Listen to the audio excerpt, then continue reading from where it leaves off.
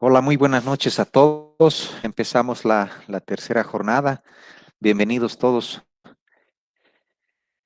Bueno, no sé si alguien quiere empezar comentando o haciendo alguna pregunta, por favor. Le cedo la palabra, unos minutos.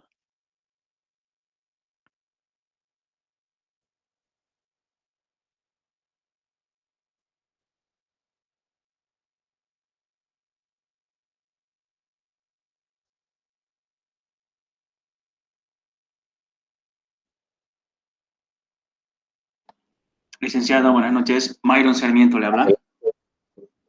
Adelante, buenas ¿Cómo noches. está, licenciado? Buenas noches. Le hice una Buenas. consulta con respecto al pequeño trabajo que hicimos. Sí, Voy a salir un poquito del trabajo. Quería hacer una consulta.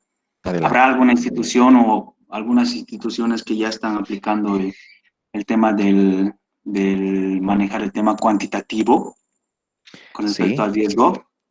sí, Quería saber sí, eso, esa claro. era mi consultita.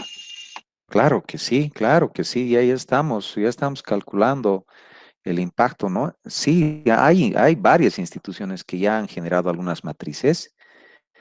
Pero una aclaración bien importante, y no solo por la entidad, ¿no? Sí, ha habido empresas también que han ofertado herramientas bien interesantes para la gestión de riesgo operacional, pero algo con lo que estamos tropezando, y si vale la pena el término, no es tanto la herramienta. Dependemos nosotros de cada uno de cada una de las partes que involucra el proceso de gestión de riesgo operacional. Y cuando nosotros hacemos un registro de estos eventos de pérdida, tenemos que ser tan exhaustivos al momento de generar información sobre la cual realmente podamos tomar alguna decisión. Porque yo le puedo plantear alguna herramienta que, bueno, de última generación, por decirlo así, pero si la información de la entidad es incipiente, es información muy pobre, muy vaga, ¿cuál sería el resultado? ¿Cuál cree que sería el resultado, colega? Tal vez implementar un modelo que no esté adecuado, ¿no? A la institución en sí. Si tenemos una En, información vaga, el modelo que se va a aplicar tal vez no dé el resultado esperado o que espera, ¿no? En este caso, la institución en general. en realidad, lo que va a pensar la entidad es que el modelo no funciona. Eso va a pensar la entidad. Cuando es a la inversa, ¿no? No estamos cargando adecuadamente con la información que exige el modelo. Entonces, esto es bien importante, Myron. Las entidades podemos ser bien exquisitas al momento de buscar consultorías, buscar canalizar de alguna manera la implementación inmediata de algún modelo de medición, pero no nos damos cuenta que la parte principal, el insumo, lo tenemos nosotros en la mano. Entonces, esta base de datos de pérdidas y demás deberían ser nomás llenadas por los dueños del proceso y debería reflejar lo que son los procesos y las deficiencias que tienen estos en el día a día. Entonces, esto es bien importante, Mayro. ¿Ya? Más adelante vamos a ver un ejemplo justamente al respecto y podemos tener, como le digo, una metodología exquisita, pero si el insumo, en este caso, la información de la base de datos de pérdida, no es la adecuada, entonces no vamos a tener un resultado favorable para la entidad. ¿Ya? No sé si compartes conmigo, Myron. Sí, sí, perfecto. Concuerdo, licenciado. ¿En, en qué institución estás tú, Myron? Disculpa Banco la Unión, curiosidad. En el Banco Unión, banco. ¿Y licenciado. estás en el área de gestión de riesgo No, operativo? en créditos. Pero bueno, entiendo algo, colegas. Bueno, Claro. muchos hemos Ujú. empezado o en cajas o hacemos créditos, pero hay dos posibilidades, ¿no? O nos inclinamos al área comercial, a una gerencia comercial, o definitivamente nos vamos al lado operativo, ¿no? Y una gran posibilidad es el departamento o la unidad de gestión de riesgo, ¿no? Entonces entiendo que Exacto. el diplomado muchos lo han tomado porque les atrae ir a esta área, ¿verdad? Exacto. Excelente, excelente, Mayra. Gracias, licenciado. Excelente, muchas, Muchas muchas gracias. gracias. Siempre es un gusto, ¿ya? ¿Alguien más que quiera comentar? ¿Está nuestra colega Ana Beatriz Ticona, por favor? Ana Beatriz Ticona, ¿está en sala? Daniela Tito. Buenas noches, magíster, habla Ana. Anita, bueno, disculpa, no te escuché antes. No sé si tú tienes alguna consulta, Ana, para proseguir, o hay algo que no esté claro, o quieres aportar algo, por favor. Bienvenido tu comentario. Mm, Esos 2 días de clases en lo que he estado hablando, la verdad no tengo experiencia en, en las áreas de mis demás compañeros, pero he estado aprendiendo los diferentes riesgos que hay en la actualidad. Ana, disculpa, ¿en qué área estás? Permíteme, por favor, indagar un poquito.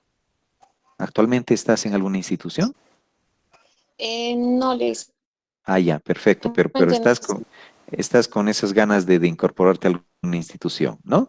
Ya, Sí. quiero pedirles un favor, Ana, y principalmente a ti.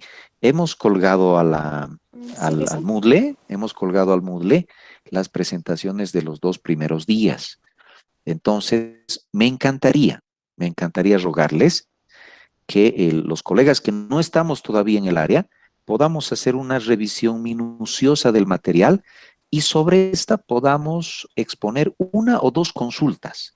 ¿Ya? Ana, por favor, y al resto de los colegas también que o están en créditos o están en otra área, me encantaría que puedan hacer una revisión del material y plantear una o dos consultas. ¿Les parece?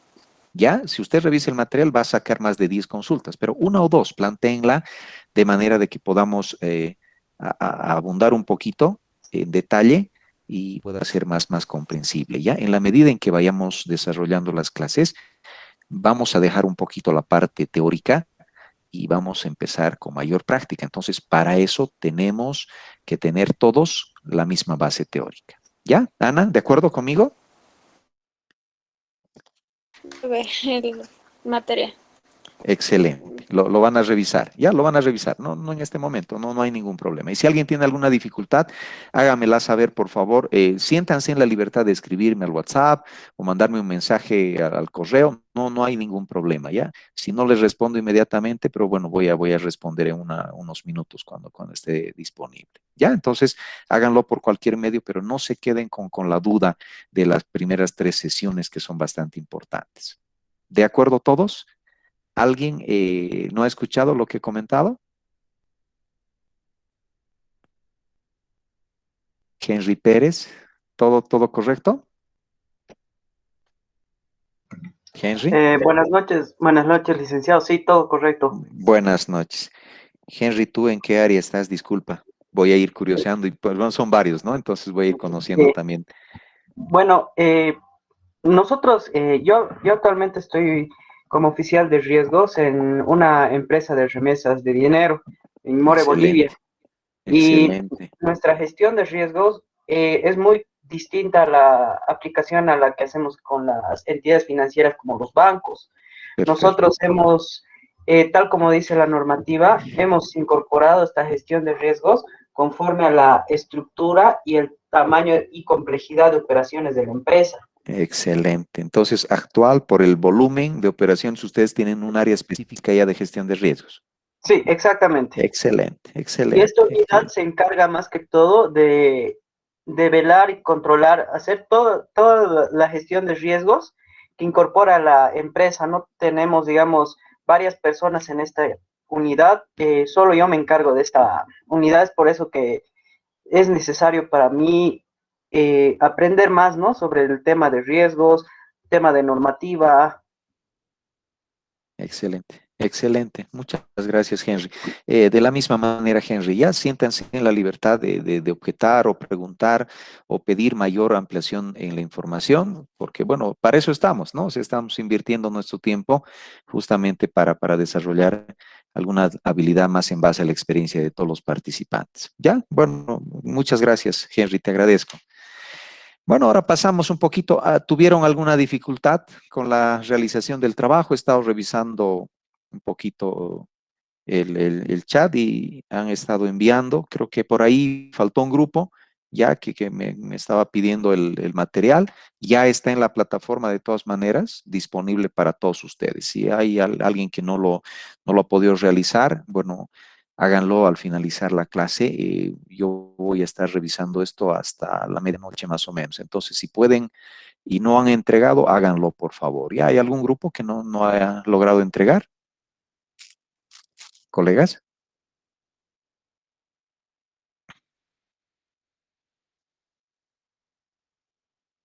Bueno, perfecto entonces. Ahora sí, no vamos a cometer el error.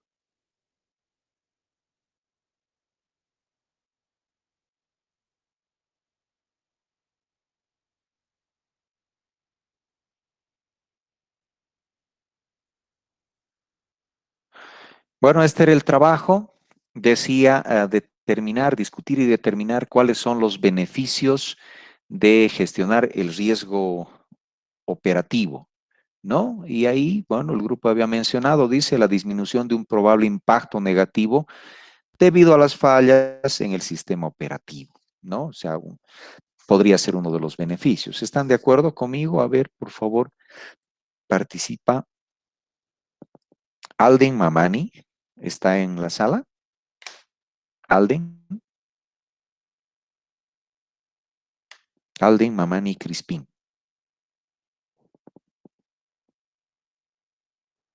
Perfecto.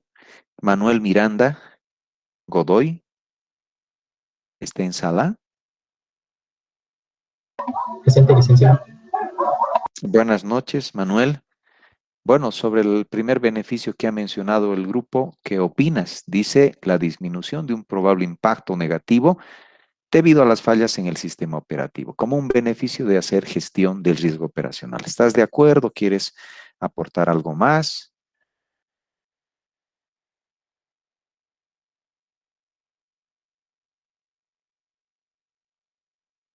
¿Se cortó?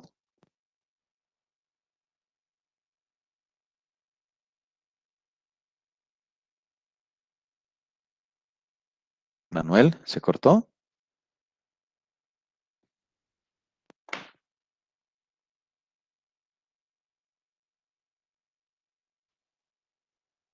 Hola.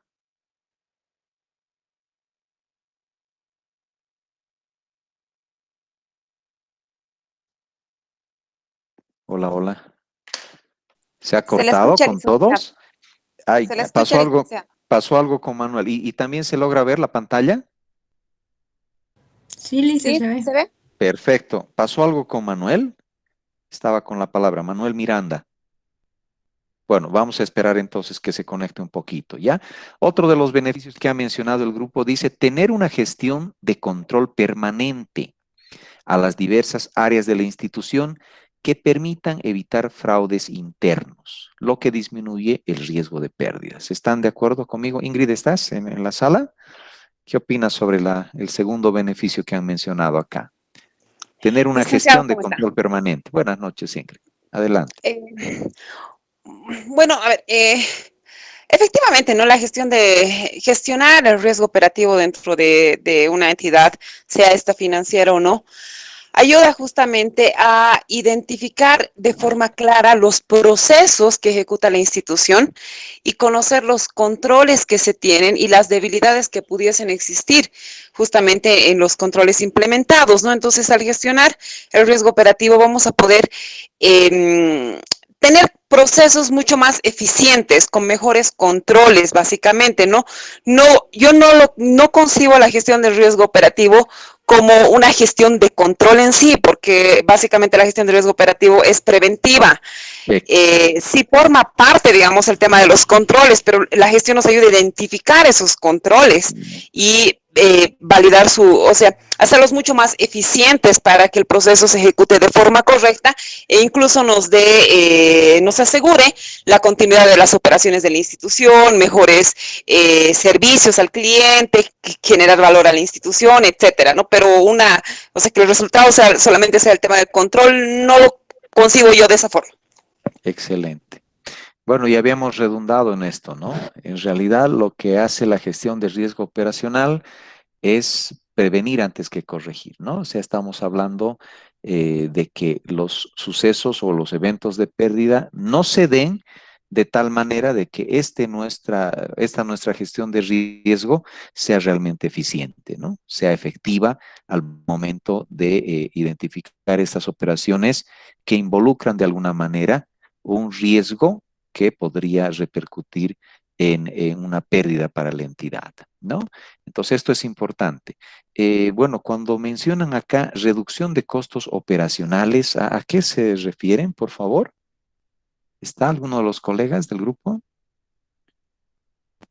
Arispe o Benavides, uno de los colegas del grupo, por favor, ¿a qué se refieren con reducción de costos operacionales? ¿Podrían, por favor, explicar un poquito?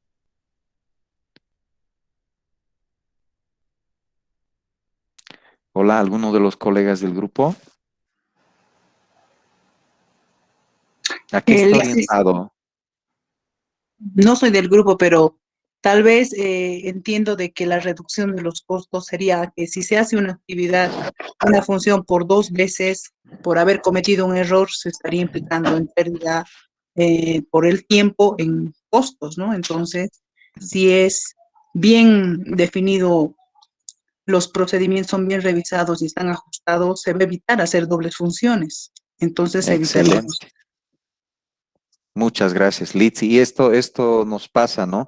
El llenado, por ejemplo, de los PC01, ya, cuando nosotros hacemos una revisión diaria al final de la jornada y vemos que hay alguna deficiencia, en muchos casos hay que ir donde el cliente, ¿no? Porque realmente es una operación importante. Hay que ir donde el cliente y obviamente hacer el correcto llenado de este formulario. Entonces, como tú has dicho, involucra esto una actividad doble, ¿no? Entonces yo creo que en la entidad lo que queremos es, bueno, establecer los tiempos de cada uno de los procesos y realizarlos de la mejor manera posible, de tal forma de que nosotros no incurramos en duplicidad de funciones, tiempo, etcétera, etcétera, ¿no? Entonces no sé si estamos bien. ¿Ha querido mencionar esto el grupo cuando hablan de reducción de costos operacionales? ¿Colegas? Sí, buenas noches. Sí, era más que todo ese aspecto, ¿no? De que obviamente cualquier error en tema operacional siempre va a generar un gasto, ¿no? Entonces, obviamente, si se hace de una manera más efectiva y correcta, se pueden evitar, ¿no? Como mencionaba usted en el PC01, ¿no? O en otra actividad, tal vez, digamos, ¿no? En tema operativo, ¿no? Excelente, excelente. Yo he tenido una situación en una de las agencias. Ustedes saben que para lo que es detección de billetes falsos, hacemos una capacitación constante a los cajeros, ¿no? Y más a los cajeros nuevos, ¿no? Entonces, el banco, en el afán de promocionar o, perdón, promover la cultura o la educación financiera, hace también esos cursos de detección de billetes falsos. Entonces, en la agencia Guairacasa teníamos estas capacitaciones constantemente. Y uno de esos días, una de las cajeras sube volando a la jefatura de agencia con un formulario que era justamente por la incautación, era un acta por incautación de un billete falso. Ya la colega había detectado un billete de 200 bolívares falso y ya lo había inutilizado, ha perforado inclusive, ¿no? Acción que no debería hacerse, ¿no? Entonces sube a la oficina y me dice, don Juan, aquí hay un billete falso de 200 y me muestra el billete. Y yo palpo el billete y le digo, no es falso, no es falso. Revisamos bien las medidas de seguridad y no era un billete falso, ¿no? Es evidente que estaba lavado, como sucede por algún error, ¿no? Lo meten junto con la ropa. Y obviamente tiene otra particularidad del billete que está lavado, pero no es falso. La señora estaba detrás de la cajera porque obviamente se ha escandalizado, eran 200 bolivianos. Y me dice, Juan Carlos, yo he venido a un curso de detección de billetes falsos que ustedes han dado y ese billete no es falso. Entonces, ¿cuál es la posición ahí, no? Estamos queriendo ver un proceso de detección de billetes que debería hacer el cajero, no solo empíricamente, ¿no? Sino debería realmente considerar medidas de seguridad, etcétera, etcétera, etcétera, ¿no? O sea, debería ser técnico, esa es la palabra, debería ser técnico en la revisión de la autenticidad del billete. Entonces, ahí tenemos una situación bien complicada, ¿no?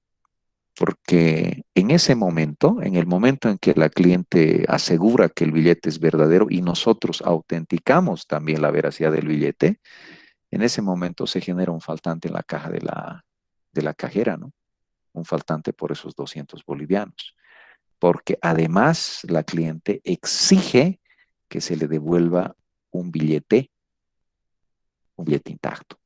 Entonces, ahí hay una dificultad, ¿no? Yo podría decir cuánto expertise tienen mis cajeros para identificar los billetes falsos, ¿no? Yo he tenido colegas que agarraban y simplemente olían el billete, ¿no? Y sin abrir los ojos decían es falso o es verdadero. Y alguna vez nos mofábamos en la entidad, ¿no? Y decíamos, pero ¿y cómo puedes reconocer si el papel es papel moneda o realmente es una adulteración, ¿no? Entonces, eso es experiencia, ¿no?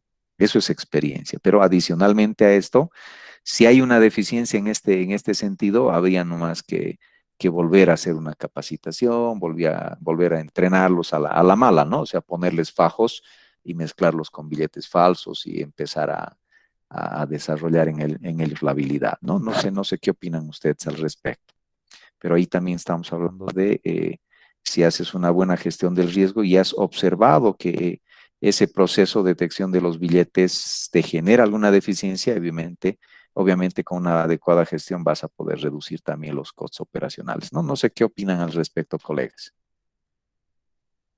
Lisan, una pregunta. Adelante. En caso de sospecha, lo que estaba diciendo de encontrar un billete falso, ¿qué se podría realizar? O sea, sospechando, supuestamente es falso, Ya. pero no está Y seguro. bueno, cuando hacemos la capacitación a los cajeros, lo primero que les enseñamos cuando observan billetes falsos es lo siguiente, ¿no?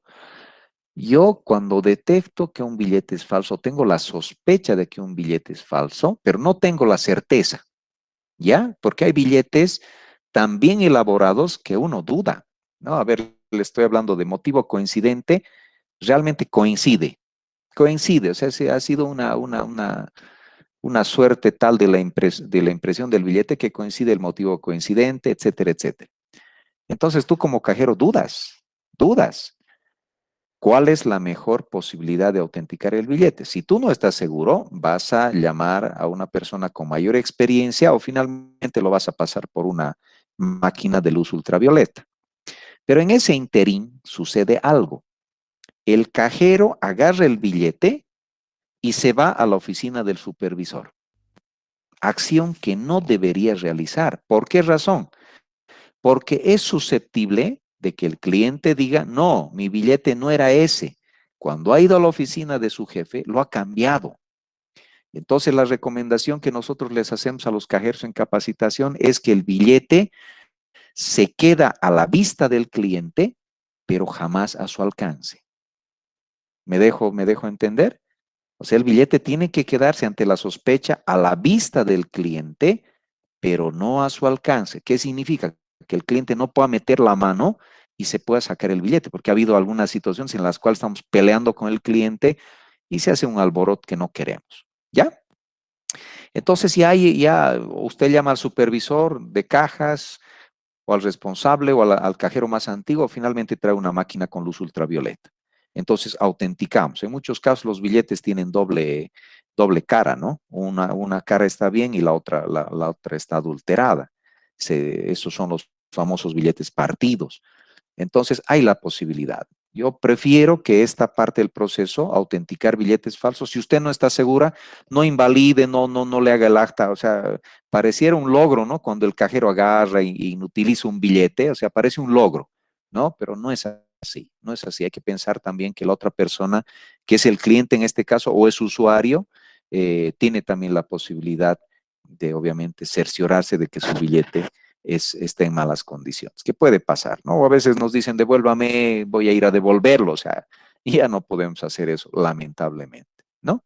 No sé qué opina al respecto o qué opinión tiene. Litsi, ayúdame, por favor. No sé si has visto esto en alguna de las entidades a las cuales has visitado. Eh, sí, generalmente cuando hacen eso ponen directamente un punto de reclamo, pero ya obviamente el perforado no, pero sí tienen el error los cajeros de sacar el billete y crear esa susceptibilidad. En todo Exacto. caso, sí está recomendado también, ¿no? Hacer que se quede ahí el billete o mostrarle que se lo está guardando en su caja y ir a llamar a su supervisor inmediato. Pero a veces no sé si es la falta de experiencia o les toca justo a cajeritos nuevos que Sí, se lo llevan el sí. billete y van ante su jefe y ahí crean esa susceptibilidad y ya está un PR de por medio. Exacto, exacto, sí, sí, sí. Y es bien complicado después responder porque de alguna manera hemos incumplido el procedimiento, ¿no?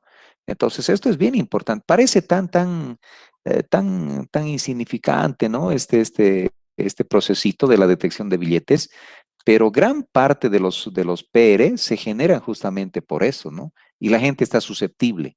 Incluso cuando uno le da la copia del billete, la gente duda de que sea el mismo billete. Entonces yo a veces prefiero, ¿no? Antes de irme del módulo de caja, le digo, mire señora, este billete tiene serie tantos, tantos, le dejo anotado y cuando vengo a entregarle la copia, obviamente consignamos de que es la misma serie, ¿no? El mismo billete.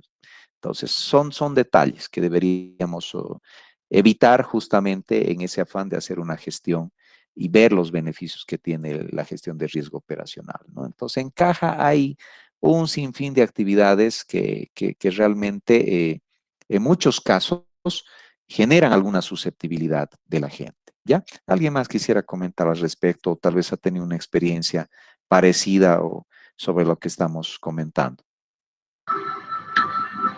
Buenas noches, licenciado. Tengo una consulta. Adelante, colega. En este caso, hablando sobre la detección de billetes falsos, bueno, veo que mi entidad los perforan. ¿Es recomendable perforar o tener un sello que diga falso? Pero en este caso, teniendo falso, a veces los mismos cajeros lo cambian, ¿no? Para no tener esa diferencia, porque sería un faltante para caja. ¿Qué sería recomendable, licenciado? O sea, perforar o sellar todo el billete. Bueno, en Nada realidad más. no está permitido que perforen los billetes. No Eso está sería una permitido. observación, tal vez. Sí, o sea, yo por lo menos, no sé, Litsi, si me ayudas, pero he visto que los billetes incautados ya no se Ujú. perforan, ¿no? Sí tienen esa leyenda, ese sello de invalidado o de falso, pero Ya. no se perforan. Ahora, si yo tengo la susceptibilidad, por ejemplo, de que mis cajeros podrían hacer eso, Ajá. ya, ahí hay una partecita del proceso que me puede generar alguna pérdida a la entidad, ¿no? O sea, latente, hay un proceso ahí que es susceptible. Y, Entonces, yo, honestamente, si voy a hacer una gestión ajá, de riesgo operacional eficiente e identifico que en mi entidad hay esa susceptibilidad, seguramente voy a hacer más controles con arqueo sorpresa, por ejemplo. Voy a tener claro. que hacer más controles, ¿no? Mi jefe de agencia va a tener que bajar más veces intempestivamente y decir, bueno, la caja 2 se cierra por un arqueo sorpresa. Y si identificara ahí algún billete falso, etcétera, etcétera, entonces la sanción tendría que ser, bueno, de ejemplo para todos, ¿no? Entonces es bien importante. Yo no puedo estar susceptible, ¿y a qué voy? Que si no perforo los billetes falsos, estar susceptible de que mi Ujú. cajero va a hacer pasar ese billete. No, no puedo. Yo tenía una situación en la agencia Ayacucho en la que la esposa del gerente general ha ido a hacer un depósito, ya, ha ido a hacer un depósito. Y ha sido a la inversa. A la esposa del gerente le han dispensado un billete falso. ¿Sí? Entonces ella ha hecho un retiro de su caja de ahorro y la cajera le ha dado entre los billetes un billete de 100 bolivianos que era falso. Es la esposa del gerente. Y no porque sea ella, pero ella va a ir donde el gerente le va a decir, esta cajera me ha dado este billete. ¿Me entiende? Entonces podía ser a cualquier persona, pero eso reputacionalmente, imagínense lo que conlleva para la entidad. En esa institución, porque no dicen Juan Carlos, ¿no? No dicen ese cajero, dicen en esa institución todos los cajeros dan billetes falsos. ¿Me entiende?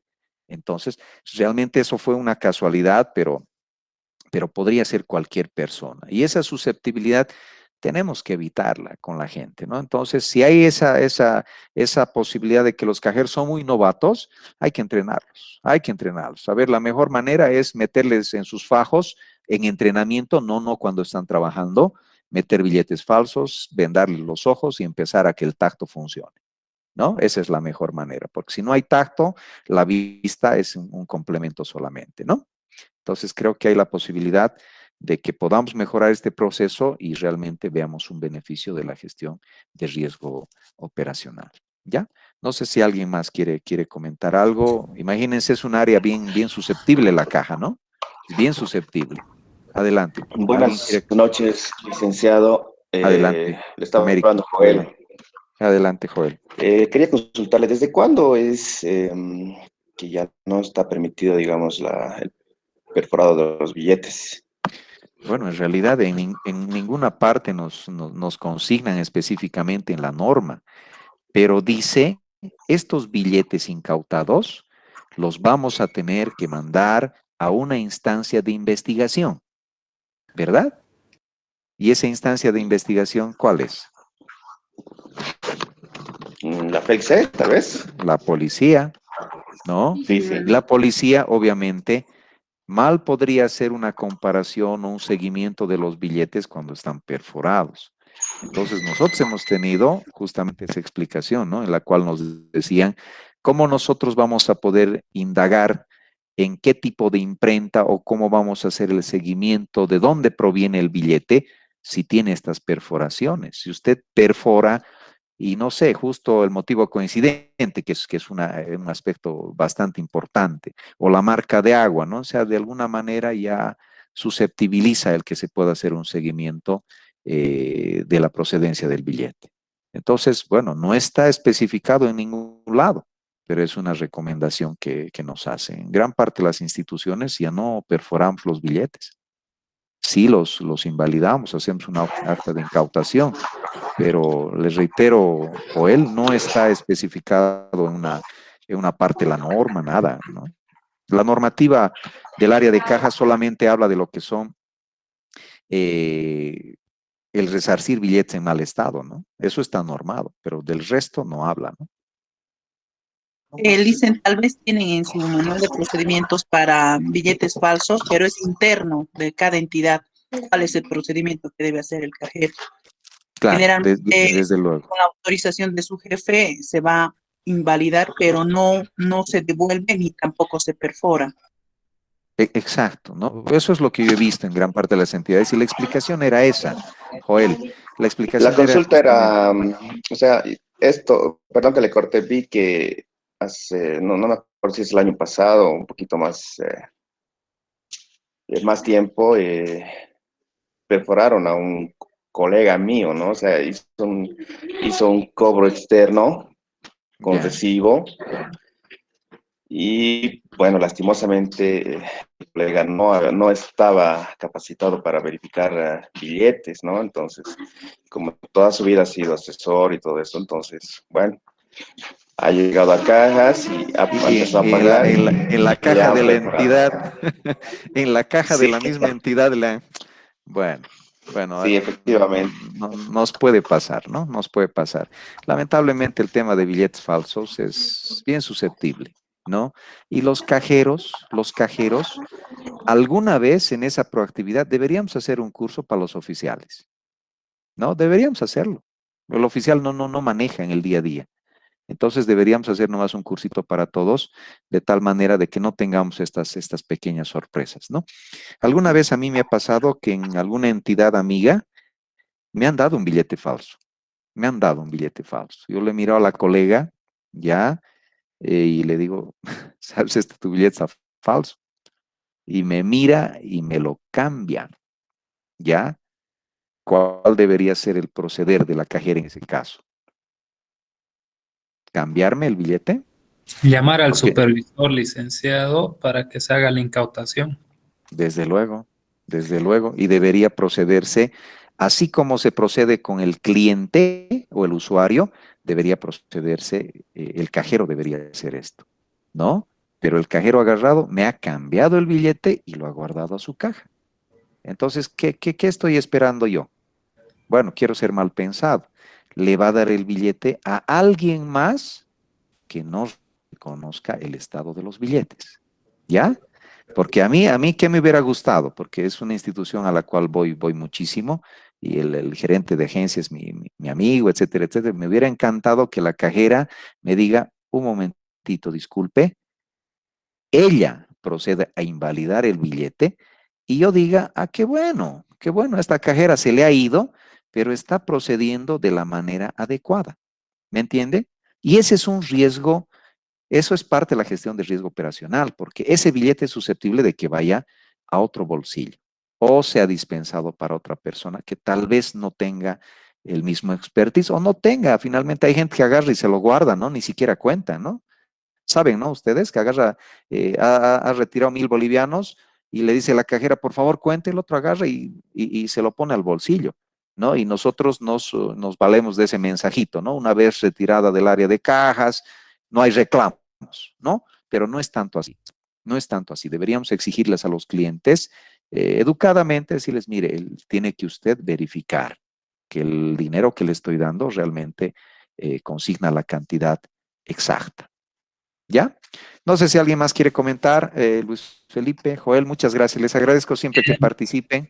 Buenas noches, Adelante, licenciado. Bueno, en la adelante. entidad donde trabajo, el manual de cajas, o sea, el manual de funciones para cajas, sí explica, ¿no? En ese caso, el proceder para la incautación de billetes. En caso de que un cliente, bueno, un usuario o un cliente traiga un billete y se detecte que es falso, se incauta. Entonces, bueno, antes procedían los cajeros a llenar el acta de incautación, Ya, pero para evitar susceptibilidades eh, con el cliente y también con la entidad, se ha optado por llamar al supervisor, que el supervisor verifique el billete y si confirma que el billete es falso, trae el formulario y el supervisor bueno, el supervisor o el auxiliar de cajas es el que llena delante del cliente el acta de incautación para que firme posteriormente y se sacan copias del billete, copias del carnet y se entrega la copia de una de las copias del acta de incautación. excelente. Entonces, Ese es el procedimiento. Ese es el procedimiento. en ningún momento se perfora, solo se sella con falso y se entrega la copia del billete con la fotocopia del carnet y la copia del acta de incautación del billete. Excelente, excelente, ¿no? Y esa debería ser la manera. El área de cajas, a ver, lamentablemente es la ventana de la institución. Bueno, perdón, la vidriera de la institución, perdón, no la ventana, la vidriera de institución.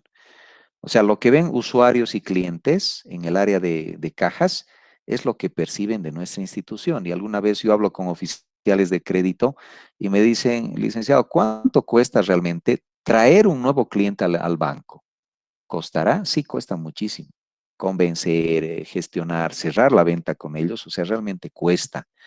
Y usted le habla una maravilla de su entidad, ¿no? Le dice, mi entidad es esto, lo vamos a recibir con los brazos abiertos, es una familia, he visto eslogans lo menos parecido a un banco, etcétera, etcétera, etcétera, ¿no? Pero el cliente va por primera vez, apertura su caja de ahorro, le atienden de maravilla. Llega al área de cajas o al módulo de cajas y primero la cajera ni le saluda, Ni lo mira al cliente, ni lo mira, dice, ah, ¿quién será este? No lo conozco. Entonces, lamentablemente, el área de cajas es la vitrina de la entidad, ¿no? Ahí nos califican del 1 al 10 cuánto realmente valemos como entidad. Y es el área que más hay que cuidar, ¿no? Es fácil hablar, pero también atender a 300 clientes en un día es bien complicado, ¿no? Al final de la tarde uno está sin voz, está con la garganta seca, está realmente hecho pomada, como decimos, ¿no? Entonces ahí el supervisor tiene que ser más tigre, ¿no? Si realmente quiero que mis cajeros funcionen, mínimamente pues un dulcecito ahí en su módulo de caja, un vasito de agua, un dispensador cerca, cositas que no van a costar mucho, pero que sí van a hacer que la gente, bueno, por lo menos esté más cómoda, más contenta, ¿no? Entonces, es parte. Después he visto mucho esto de la comodidad que tienen los cajeros. O sea, un cajero que no se sienta, que está parado durante las 6, 7 horas de jornada, imagínense esa espaldita, ¿no? Cómo queda al final del día. Y el banco, el taburete está a un costado, porque no es funcional, no es funcional al módulo. Esas cositas que parecen tan insignificantes en lo que es gestión de riesgo operacional tienen también que ver, ¿no? Porque cuanto más cómodo esté el cajero, menos problemas va a tener buscando su sello, haciendo caer una cosa, otra cosa, buscando sus facturas, ¿no? O sea, tiene que ser funcional al trabajo también que ellos realizan, ¿ya? Bueno, voy a parar ahí, por favor. Mil disculpas. Voy a parar ahí. Les agradezco. Vamos a empezar con lo que corresponde a la tercera jornada. Ahora sí, vamos a presentar. ¿Ya? ¿Logramos ver todos? Sí, ¿verdad? Dice, buenas prácticas para la gestión de riesgo operacional.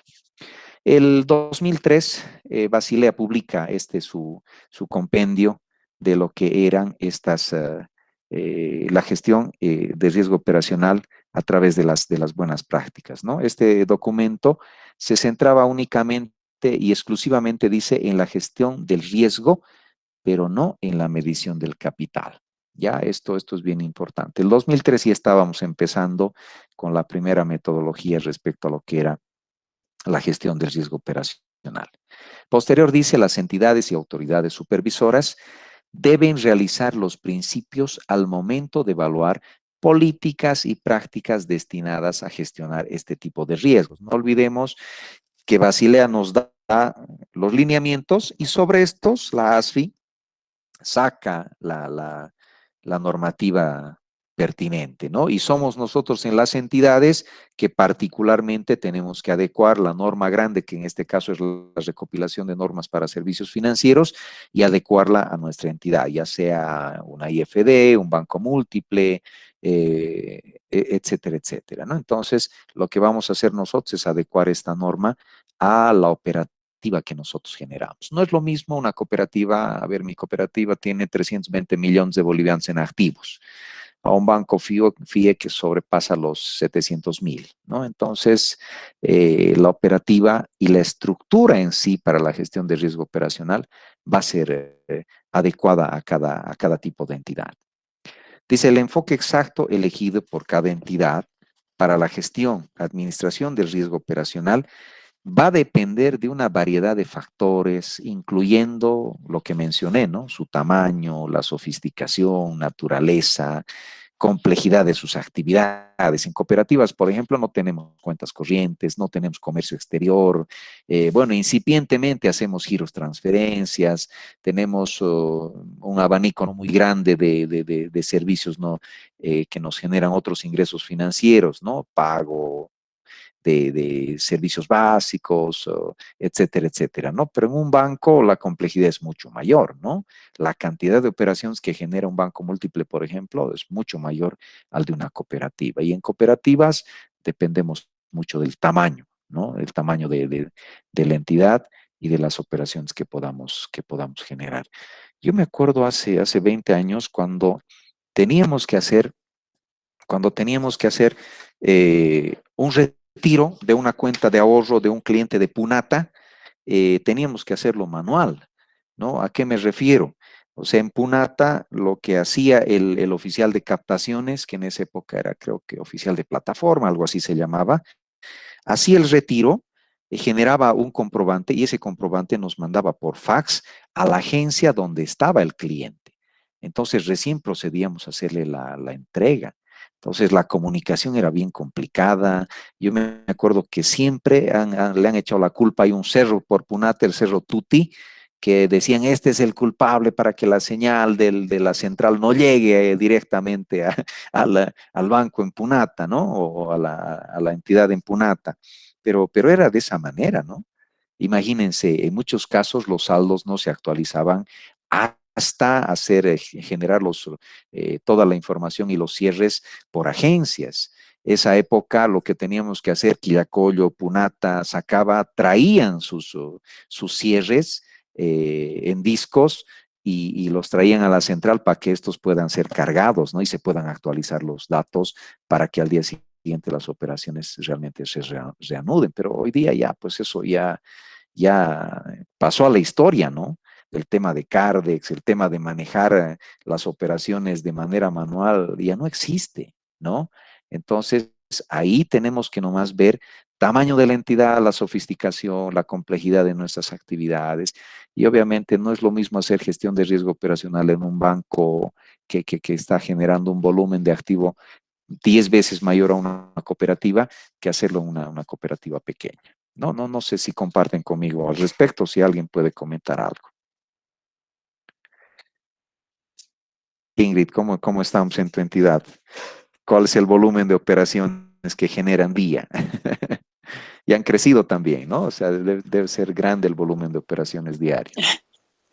Bueno, sí, efectivamente, es una de es la segunda IFD más grande en la que yo trabajo. Y obviamente nuestra principal operación todavía es cartera, pero ya vamos a entrar con lo que van a ser captaciones, entonces sí ya se va a incrementar, ¿no? El volumen de operaciones, la complejidad de las transacciones, etcétera. Pero efectivamente, como usted menciona, es muy distinto gestionar el riesgo operativo en un banco que gestionar en una IFD, como en este caso donde yo estoy trabajando. Conozco ambos tipos de gestión, digamos, porque también he tenido la posibilidad de trabajar en un banco y efectivamente es distinto, ¿no? Incluso en el tema de cultura que se tiene en las instituciones es distinto. Entonces, efectivamente creo que hay una premisa que se aplica, ¿no? Y que es fundamental al momento de gestionar el tema de riesgos y de cualquier tipo de riesgo. Lo que funciona en una entidad no necesariamente va a funcionar en otra, porque el tamaño, la complejidad, su estrategia, la gente que trabaja, etcétera, es distinto. Entonces, hay que hacer un buen análisis, un buen diagnóstico de la entidad, de sus operaciones, de los sistemas que utiliza, de sus políticas y de la gente que trabaja ahí para poder implementar de forma correcta la gestión, ¿no? Excelente. Y has mencionado algo bien interesante que nos va a servir a todos, ¿ya? Si bien las entidades nos dan experiencia, jamás vayan a otra entidad a querer que funcione similar en la que anteriormente han estado. Jamás funciona. Jamás funciona, por el tema de cultura, por el tema de la institución, es bien diferente. Si bien, les reitero, las entidades nos dan experiencia, nos dan ese backup que nos permite desenvolvernos en cualquier tipo de entidad, pero jamás vamos a poder hacer que lo que ha funcionado en una va a funcionar a la medida en otra, ¿no? Entonces, esto es bien importante. A veces queremos forzar las cosas, ¿no? Y empezamos a renegar contra la cultura, inclusive de la nueva entidad en la cual estamos, pero no, hay que nomás adecuarnos, ¿no? Entonces, muchas gracias, Ingrid, te agradezco siempre los comentarios que haces, son bastante valiosos para todos, ¿no? Y eso es parte de la experiencia también, ¿no? Y los colegas que recién estamos empezando, no se sientan tan mal, por favor, porque, bueno, si bien nosotros estamos ya 20 años en esto, el tiempo pasa rápido. El tiempo pasa rápido, ya de aquí 2, 3 años ya van a estar con 2, 3 años de experiencia los que estamos queriendo empezar y de verdad la visión que van a tener del negocio va a ser muy diferente, muy diferente. La banca apasiona, les cuento. La banca realmente para mí es la mejor escuela. A la gente de pregrado lo que les insisto, les digo, si quieres aprender, anda a banca. Anda a banca, desarrollate en banca y después haz lo que quieras, pero una buena escuela para mí es el sector bancario. Ya, entonces, no estamos mal, los que todavía no estamos en el área, no estamos mal, estamos bien direccionados. Ya, seguiremos, por favor. Dice, sin embargo, destaca la existencia de varios elementos comunes que resultan significativos para un esquema efectivo de gestión de riesgo operacional para las entidades de cualquier tamaño y alcance. Hay una sola base en la gestión de riesgo operacional. Entonces, esta base es la que nos permite justamente tener esos elementos comunes. El riesgo es intrínseco de nuestra actividad de intermediación financiera. Es intrínseco. El riesgo está ahí. No hay entidades menos riesgosas, sí, pero sí hay elementos comunes que obviamente resultan significativos, dicen, un esquema efectivo de gestión de riesgo. Por un lado, hay que establecer las estrategias y políticas, deben estar claramente definidas y su seguimiento por parte del órgano directivo y de la alta gerencia. Cuando establecemos gestión de riesgo operacional, se define desde el directorio, ¿no? O sea, no es que esto sale de un gerente o sale solamente el departamento de riesgos. No, la directriz viene desde el directorio, que es en este caso el estamento superior de la entidad, ¿no? Está la cabeza de la entidad. Por otro lado, dice, sólida cultura de gestión de riesgo operacional y de control interno. Cuesta realmente hacer que las personas piensen en prevenir antes que en corregir, pero tenemos que nomás ir, ¿cómo se dice?, afianzando esa cultura de gestión de riesgo operacional. Por otro lado, de alguna manera hay que valernos, y hay demasiadas herramientas que son eficaces para la transmisión interna de información y los planes de contingencia. Los que están en el día a día son los que nos dan la información más valiosa. A ellos son a los que hay que entrevistar, a ellos son a los que hay que monitorear constantemente, ¿no? Ellos son los que van a saltar las alertas cuando surja algún imprevisto en las agencias, ¿no? Alguna vez nos ha pasado que, bueno, el jefe de agencia por algún motivo no llega, nos ha pasado que la persona que está responsable de las llaves no ha llegado porque vive muy lejos, porque etcétera, etcétera, etcétera. Entonces, eso nos ha permitido, ¿qué? Tener esos planes de contingencia, ¿no? Señores, a ver quién es el oficial más antiguo, el que tiene más cartera, el que tiene más responsable. Perfecto. Aquí está, este va a ser nuestro comodín, ¿no? En caso de, va a funcionar y se activa, ¿no? Se activa, se dice, bueno, en vista de que el funcionario tantos responsable no ha llegado, no ha tenido la posibilidad de llegar, bueno, lo sucede en la responsabilidad tal persona, previamente designada. Y en cada agencia tenemos esto, ¿no? O las firmas autorizadas. Nosotros tenemos mucho problema con ese tema, las firmas autorizadas. Siempre hay un backup, ¿no? Porque no te olvides, depender de solo 2 personas es bastante complicado. ¿Ya? Seguimos entonces y estamos hablando de las buenas prácticas para la gestión de riesgo operacional.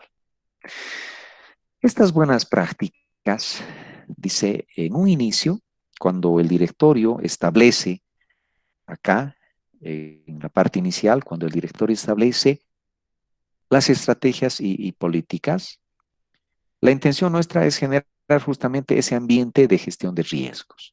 Ahí se involucra no solamente el directorio, se involucra la alta gerencia, responsable por la implementación de las políticas y los procedimientos. Entonces, si viene desde la gerencia, obviamente hasta el último hombre integrante de la organización.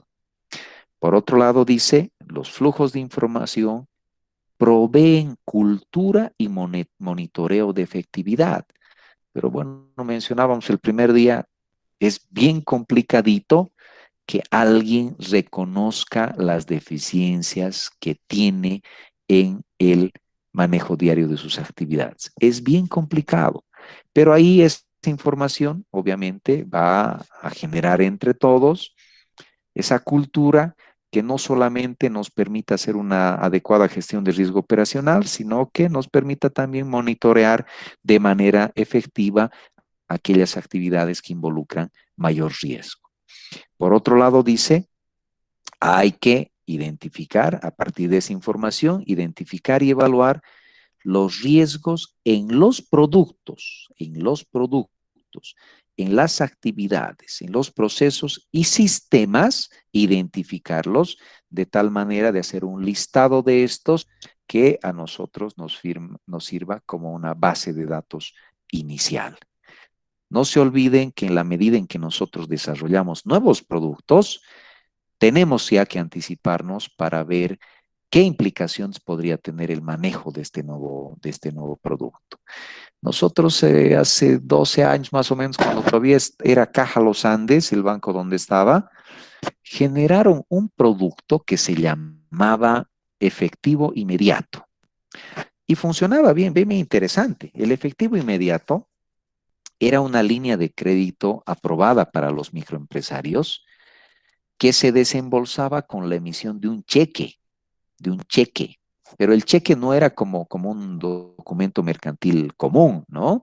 Era una chequerita que le habilitábamos al titular, en este caso, de la línea de crédito. Y lo que este ñato hacía es, decía, bueno, yo tengo 50,000 bolivianos en mi línea, entonces quiero hoy desembolsar 20,000 bolivianos. Entonces llenaba el chequecito y solamente, colegas, tenía que acercarse a la plataforma de operación o desembolso y ella tenía que procesar, el plan de pagos, tenía que activar la línea, tenía que restar ese saldo y posteriormente, o inmediatamente, perdón, tenía que mandarle al cliente a la caja. Ya no necesitabas firmar absolutamente nada porque el contrato establecía que este cliente, hasta la sola presentación del cheque, podía hacer su desembolso. Obviamente, en teoría es bien sencillo, ¿no? Bien sencillo.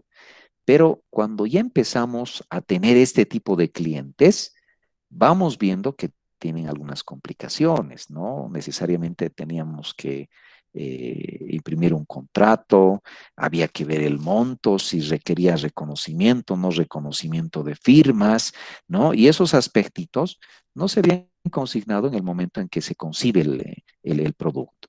Entonces, nuevamente, cuando vamos a hablar de productos nuevos, tenemos que ya anticiparnos y ver qué implicaciones podría tener este nuevo producto o qué nuevas consecuencias o imprevistos podría acarrearnos. ¿Ya? Bueno, ya hemos identificado, hemos evaluado los riesgos.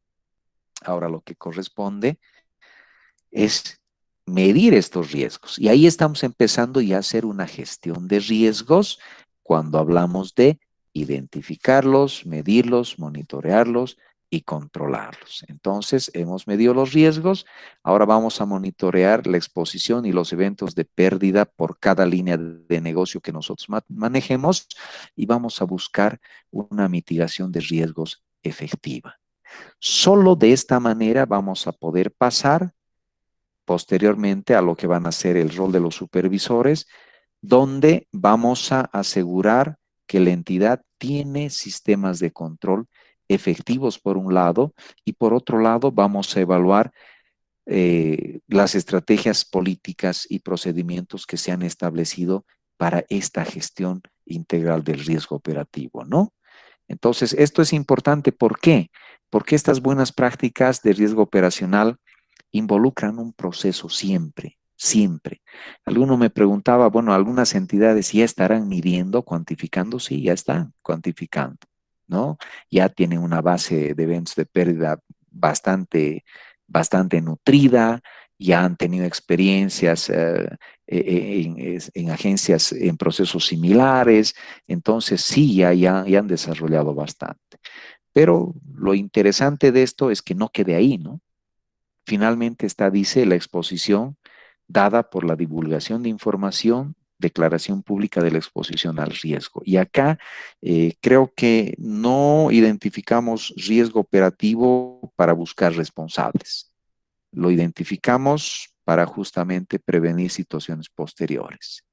Si yo me he dado cuenta que Juan Pari tiene muchas potestades, entonces tengo que nomás generar un control adicional. O si veo que uno de mis jefes de agencia se toma muchas atribuciones, tengo que nomás generar una rotación de jefes de agencia, ¿no? Sin afán de desmerecer el trabajo de nadie. ¿ya? De lo que se trata en la gestión de riesgo operacional no es de señalar al culpable, al responsable, no. Se trata de que nosotros como entidad podamos madurar y podamos aprender. Es mejor prevenir que lamentar, ¿ya? ¿Algún comentario, por favor, de parte de ustedes? Adelante. Creo que enriquece más que vayamos puntualizando de esta manera, de tal forma de que, bueno, esté claro para todos. ¿Alguien quiere puntualizar algo al respecto o sobre lo que hemos tocado últimamente? Licenciado, buenas noches. Adelante, por favor. Bueno, yo quiero acotar un poco a lo que usted estaba hablando, en Excelente. este tema de la identificación y evaluación del riesgo, más que todo en los procesos, ¿no? Que cada área de la empresa forma una parte fundamental para la identificación del riesgo. Es por lo que cada responsable de área tiene la responsabilidad de notificar a través de un formulario de incidencias el suceso del riesgo para que unidad de riesgos pueda evaluar y así a través del comité de riesgos poder eh, proponer Establecer. políticas o establecer políticas para mitigar el riesgo, ¿no? Excelente, excelente. Y eso es lo que deberíamos hacer, ¿no? O sea, todos en esta primera etapa estamos llamados justamente a identificar estos riesgos, poder exhibirlos, poder realmente registrar estos eventos y hacer que la unidad correspondiente pueda analizarlos de tal manera de que se puedan emitir algunas disposiciones que vayan a mitigar este riesgo, ¿ya? Yo comento, y bueno, no solo porque yo lo comente, en las entidades financieras trabajamos con confianza, ¿no? Sí, esa es la premisa principal. Yo no conozco un jefe del área de cajas que esté 24/7 detrás de sus cajeros. Yo no conozco un jefe de agencia que esté 24/7 detrás de sus oficiales de crédito, ¿no? Porque si fuera así, la entidad no funcionaría, no funcionaría. Pero es evidente que dependemos demasiado, demasiado de la ética, por un lado, y del profesionalismo de nuestros colegas. Si a mí se me va o veo un proceso que es bastante susceptible, ¿no? O tiene muchas deficiencias y no lo comunico, entonces de alguna manera me estoy haciendo cómplice de la deficiencia de este proceso. ¿Sí? Hemos tenido un caso ya en el que lamentablemente hemos tenido unos retiros de cuentas de ahorro con las famosas tarjetas de débito. ¿Cómo ha funcionado? Yo, plataforma, habilito la tarjeta de débito para Perico de los Palotes. ¿Cómo es la operativa? Para que a mí me habiliten una tarjeta, ¿ya? O me habilitan una cantidad X de tarjetas día, porque son también valores que tenemos que resguardar, y los autoriza el inmediato superior. Un jefe operativo, por ejemplo, puede autorizar. Entonces pasa que una colega X empieza a ver el movimiento de las cuentas de ahorro de algunos clientes, principalmente de los clientes de la tercera edad, ¿ya? Clientes que están ya jubilados, gente que viene esporádicamente al banco a hacer un retiro o que más hacen depósitos que retiros, ya porque tienen su rentita, sobreviven con su renta y lo que hacen es engrosar más sus saldos en cuentas de ahorro, ¿ya? Entonces, la funcionaria se da cuenta de esto y lo que empieza a hacer es habilitarles tarjetas de débito a estas personas cuyos movimientos de cuenta son más de depósito, ¿ya? Facilito, agarro, le habilito una cuenta de una tarjeta de débito a Perico de los Palotes y esa tarjeta de débito empieza a moverse en los ATMs, ¿no? Yo empiezo a sacar dinero de estas cuentas y es bien sencillo, ¿ya? Todos los días tengo alguna habilitación de alguna cuenta o a la semana tengo alguna habilitación de cuenta. ¿Qué estoy haciendo? Estoy manejando, uno, las cuentas de otros, de terceros y me estoy beneficiando con los fondos de estos. Creo que el daño llegó a 350.000 o 400.000 bolivianos. ¿Ya? ¿Cuándo nos damos cuenta? ¿Cuándo creen que nos damos cuenta? A ver, colegas, ¿se entendió? Buenas noches, licenciado. Adelante.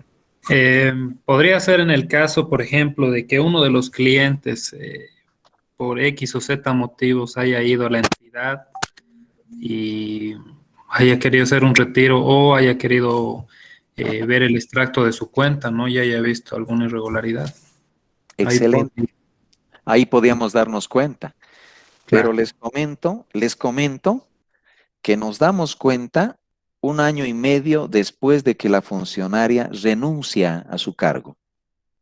1 año y medio después que la funcionaria renuncia a su cargo. ¿Ya? Nunca tuvimos una queja. Se escogió minuciosamente el comportamiento de cada uno de estos clientes para habilitarles la tarjeta de débito. Y les reitero, eran personas más de la tercera edad que más que retiros generaban depósitos. ¿Ya? Eso por un lado. Y por otro lado, bueno, podía haber alguna posibilidad y bueno, no la hubo. Nos damos cuenta 1 año y medio después que la funcionaria voluntariamente se retira de la entidad. Bueno, voluntariamente con los 300 o 400 mil bolivianos en el bolso, ¿no? Entonces ahí esa partecita de la habilitación de las tarjetas de débito es bien susceptible, ¿no? Yo en muchos casos puedo ser juez y parte, o sea, no veo que esté la cliente habilitándose la tarjeta, pero yo estoy habilitando una tarjeta, la estoy habilitando, puede ser un tercero que viene a cuenta de alguien, como yo sé que ese tercero está suplantando la identidad de esa persona, simplemente doy curso, le entrego, le enseño, ¿no? Inclusive le digo, mire, así va a funcionar, etcétera, etcétera. Hago todo ese teatro. Entonces ahí nos dimos cuenta de que realmente había una deficiencia grande. Y otro tema, cuando revisábamos en el día los documentos de habilitación de tarjetas de débito, ¿qué es lo que controlamos nosotros? Cuando alguien se habilita una tarjeta de débito, ¿qué deberíamos controlar? Litsi, ¿qué es lo que revisamos? Hay un contrato, ¿no? Datos personales, en todo caso, si están bien registrados y dependiendo del monto para llenar el origen y el destino en los formularios PC también. Excelente, excelente.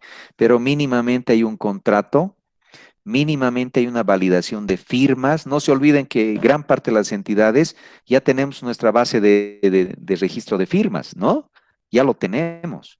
Entonces, alguna vez el supervisor debería, al momento de hacer la revisión de los vouchers y los comprobantes, darle una chequeadita al carnet y demás. Pero ¿cómo hacemos este trabajo? A ver, seamos francos. Yo, por ejemplo, llegaba a las 6 de la tarde y era una barbaridad, ¿no? Tenía en Quillacollo, él llegaba a tener hasta 10 cajeros. Y revisar comprobantes de 10 cajeros, pucha, realmente era una barbaridad, ¿no? Uno, algunos cajeros no son tan ordenados, pese a que se les indica, ¿no? Que ingresos, egresos, servicios, etcétera, hay un orden, no lo hacen. Otro, a veces tenemos una reunión a la cual tenemos que asistir, a veces tenemos un curso al cual tenemos que ir. Entonces agarramos y empezamos a sellar. Y yo he visto, agarramos, sellamos o le pedimos al otro cajero que esté poniendo nuestro sello y nosotros lo único que hacemos es gancho, gancho, gancho, gancho, firma, firma, firma, firma, firma. ¿Sucede de esa manera o no sucede de esa manera? ¿Podría darse? ¿En alguna Mayormente entidad? se da. ¿En alguna entidad sin dar el nombre y apellido? Sí, se da, dicen. He visto casos en que está el sello de alguien y la firma de otro. Es verdad, sí, sí, sí, puede darse. Yo me acuerdo que en los Andes implementaron un sistema que era el mismo sistema para todos los bancos en el holding, en todos los bancos del holding, y salía un mensaje al cajero que decía, tiene 30 minutos para cerrar su caja. Así, textual. Así le salió un mensajito y el cajero se ponía más nervioso, empezaba a revolcar las cosas y al final salía un cronómetro ahí, ¿no? Decía 10, 9, 8, 7 y era un estrés fatal, ya era un estrés fatal. Pero bueno, yo también entiendo que el cajero que es ordenado, todo el día está ordenando sus billetes, ¿no? O sea, no tiene clientes y empieza a hacer fajos, fajos, fajos, fajos, y es sencillo de hacer un arqueo de esa manera, ¿no? Pero hay otros cajeros, obviamente, que esperan al final del día para hacer ese trabajo y no es recomendable, ¿no? Entonces, bueno, saliendo del tema, el exceso de confianza a veces hace nomás que tengamos estas deficiencias. En este caso, las tarjetas de débito, más que exceso de confianza, ha sido bueno, el supervisor del área operativa en este caso no ha cumplido su rol, ¿no? Aleatoriamente se podría sacar, ¿no? De 20 tarjetas que ha habilitado en el mes, puedo llamar 2, ¿ya? Aleatoriamente. Ahora sí, don Pepe Pérez, esta semana le hemos habilitado una tarjeta de débito. Bueno, ¿cómo le hemos atendido? ¿Hay algo que quiero? Bueno, no sé, siempre hay pretextos para hablarle a nuestra gente, ¿no? Listo, verificado. Si la gente que está trabajando en plataformas sabe que aleatoriamente voy a hacer una revisión semanal o quincenal, no se va a meter a hacer un tema de estos, ¿o sí? No, ¿no ve? Guerra avisada no mata soldados, ¿verdad?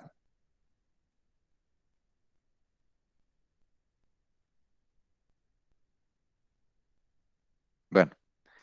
Bueno, nadie se va a animar a hacer esto si es que sabe que hay un control y que es un control eficiente, ¿no? El otro tema, el tema de los arqueos sorpresa, en muchos manuales he visto 2 veces por semana, dice, ¿no?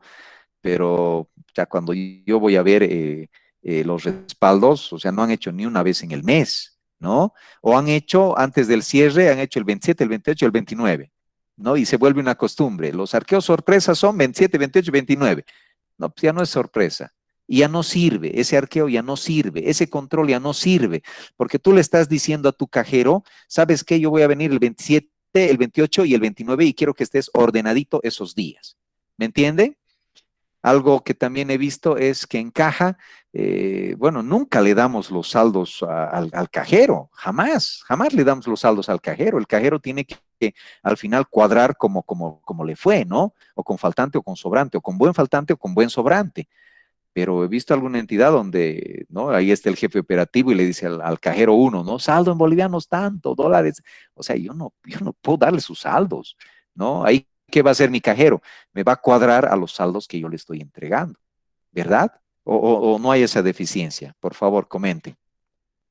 Realmente se va acumulando esos sobrantes de caja de cada día de 10 pesitos así, pero al fin de año llega a ser un monto grande. Por lo menos en los que he visto, sí se registra.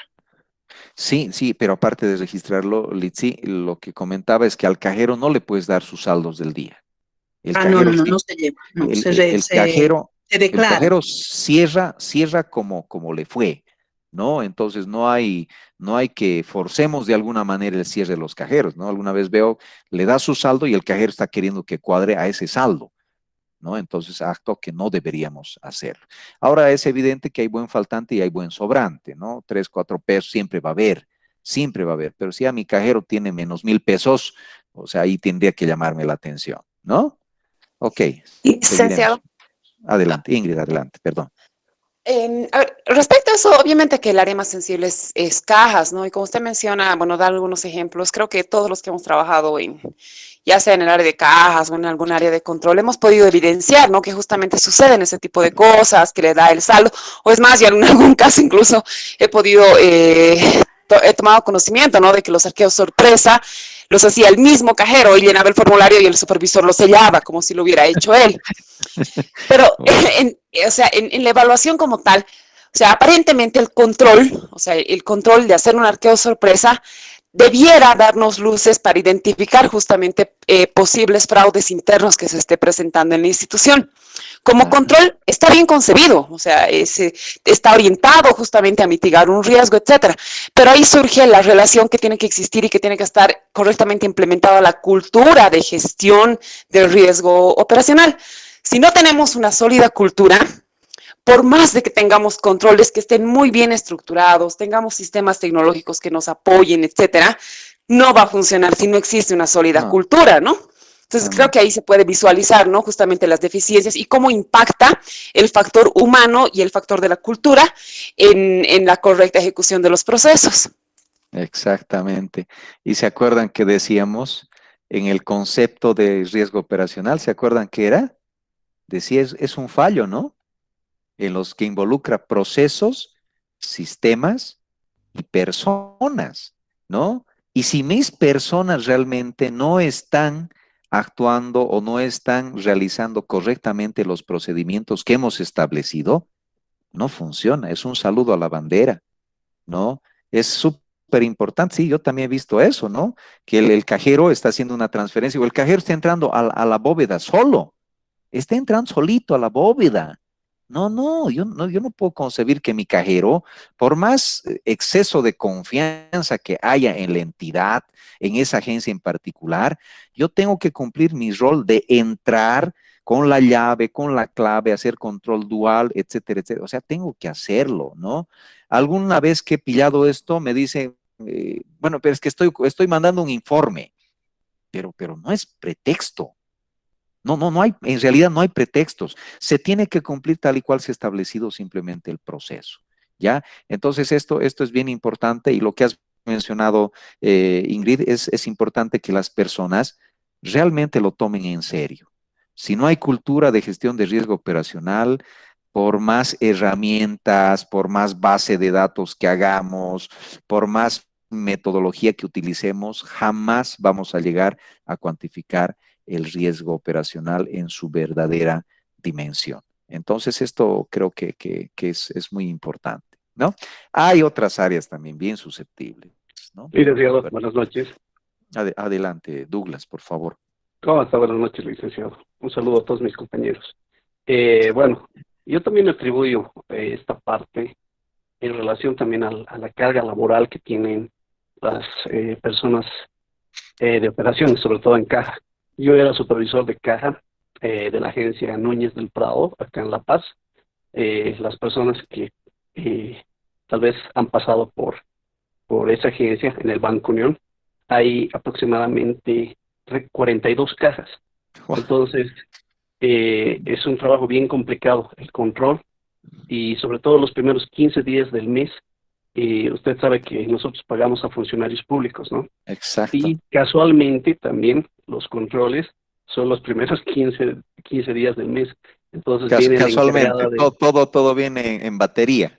Exacto, pero el detalle es el siguiente, o sea, viene la encargada de operaciones regional y nos pregunta si habíamos hecho los arqueos, pero evidentemente no hay tiempo para hacerlo, o sea, los chicos están completamente atareados con las operaciones y si intentamos hacer eso, resulta que hay una queja de algún cliente, una caja que está con una persona No está que no está atendiendo. atendiendo, exacto, y hay una queja inmediata, entonces, ¿qué momento lo podemos hacer? La carga laboral es fuerte, entonces, bueno, simplemente ese era mi comentario, licenciado. Me encanta ese comentario. Douglas, ¿te acuerdas cuando decíamos que hay que ser nomás conscientes en el momento de establecer la gestión de riesgo operacional? O sea, yo tengo que estar en el terreno, ¿ya? Exacto. Y pusimos un ejemplo de una persona que desembolsaba 30 operaciones en relación a otra que desembolsaba 10 operaciones. El que desembolsa 10 operaciones va a tener más tiempo de las firmas, del contrato, de explicar el plan de pagos, etcétera, etcétera. Pero ese que está con 30, ¿qué hace? Firme aquí, ¿tiene alguna pregunta? Vaya a cajas. ¿Sí o no? No ha cumplido realmente.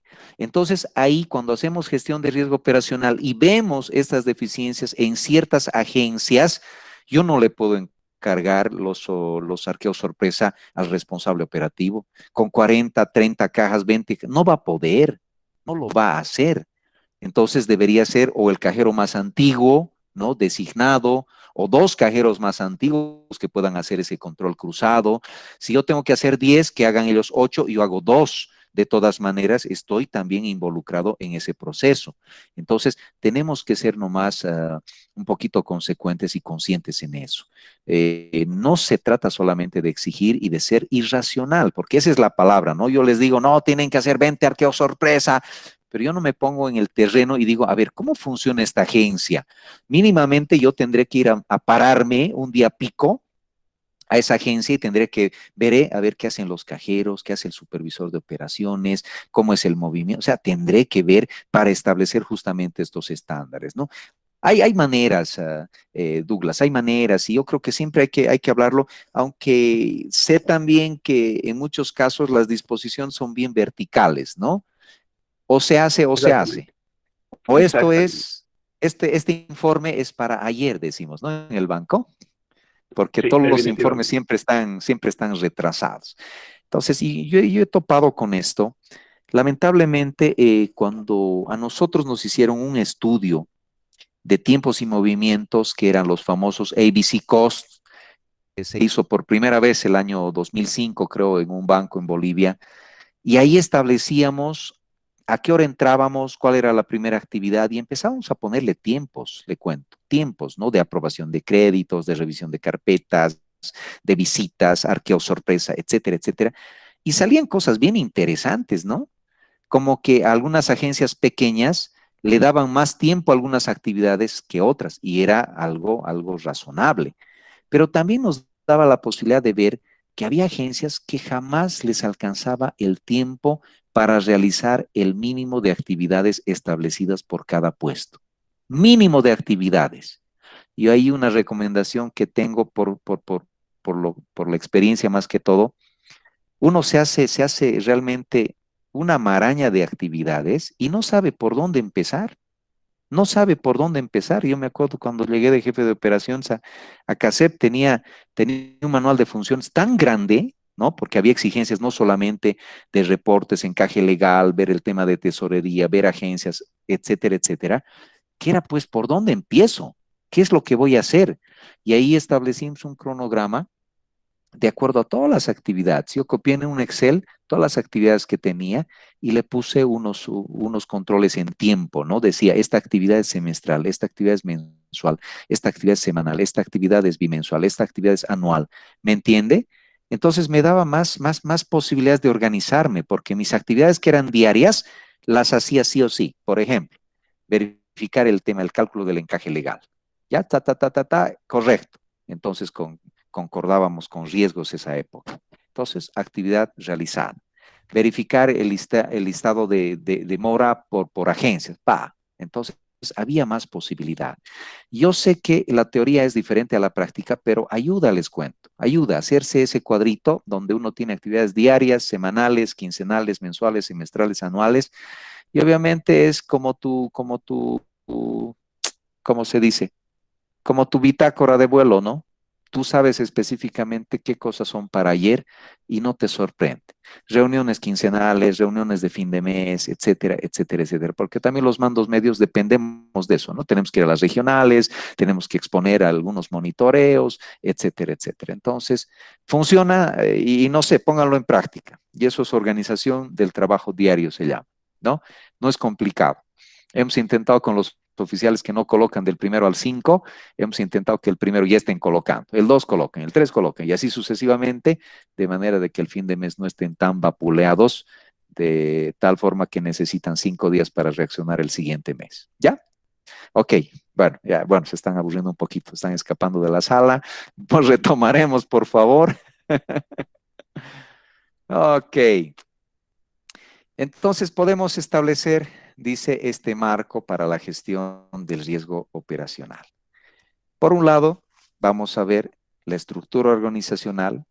Sí, esta estructura organizacional va a dar lugar a lo que es el marco para la gestión de riesgo operacional. Este marco de gestión de riesgo operacional va a requerir el usar algunas herramientas, ¿no? Dice conjunto de herramientas que tienen el objeto de gestionar el riesgo operacional. Por otro lado, la estructura organizacional, bueno, va a generar de alguna manera un sistema de reportes e informes que permitan conocer y analizar la información. A mí no me sirve de nada tener información si no la analizo. Ya no me sirve de nada. No me sirve de nada ver que los cajeros han tenido 25 fallas en la semana, o sea, si no analizo por qué han sido esas fallas. Si no voy realmente a la raíz del problema, no me sirve para nada. Por otro lado, dice, en lo que es políticas, establece, dice, los lineamientos y las metas de la entidad con relación al manejo de su riesgo operacional. Y si usted se acuerda en la primera clase, hablaba de lo que es el apetito de riesgo de la entidad. Y ahí, obviamente, van a haber entidades más riesgosas que otras, ¿ya? Entidades que van a generar procesos, no sé, hoy día he visto este tema de la apertura de cuentas online, ya que están haciendo ustedes en sus entidades. Pero digo, ¿qué riesgo adicional involucrará esto, no? Me dicen, sáquese una foto en este momento, relaciónelo a un correo electrónico, etcétera, etcétera. Pero yo no podré suplantar la identidad de alguien, ¿así? A ver, un comentario por ahí de alguien. Estoy hablando del tema de las aperturas de cuentas de ahorro en línea.